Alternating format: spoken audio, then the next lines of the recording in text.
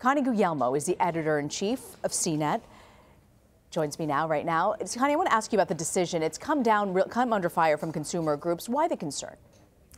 Well, the net neutrality debate is really about whether we're going to continue to have a free and open internet. And so the concern from critics who don't want to see the rules repealed is that the broadband companies can sort of throttle your access to the internet. They can decide what content to deliver to you faster. They might exclude content.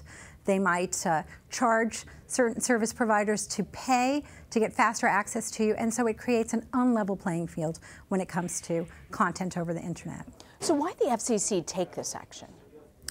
So in 2015, under Obama, as you mentioned, new rules were put in place, the net neutrality rules, which specifically said that the broadband companies can't create these so-called fast lanes. They can't charge people to get faster access to you, and they can't, package up services and decide what you get to see or not.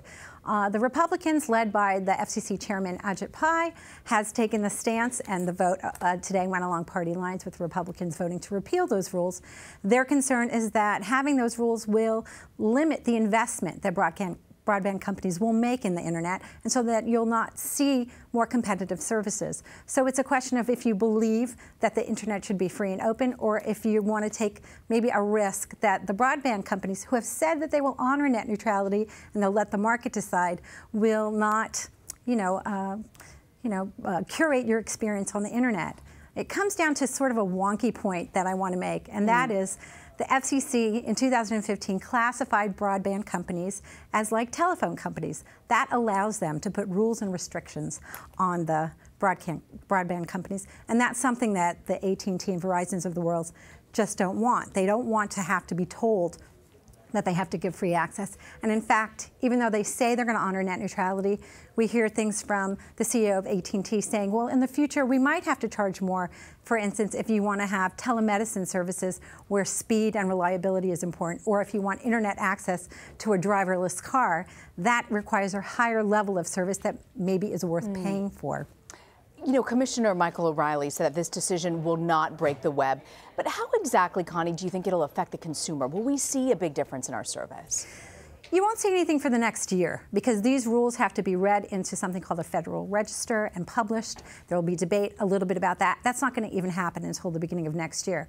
There are going to be many lawsuits over this. The debate over net neutrality is not done. But from a consumer perspective, in the short term, you're not going to see that gating effect happen for a while, and you're also not going to see a big boost in investment with amazing services happening either.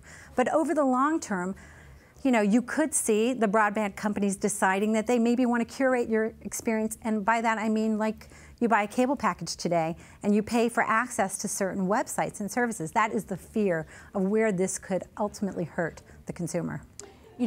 Commissioner Clyburn had said this isn't the end of net neutrality, that this decision can be challenged. What do you make of that? Is that true?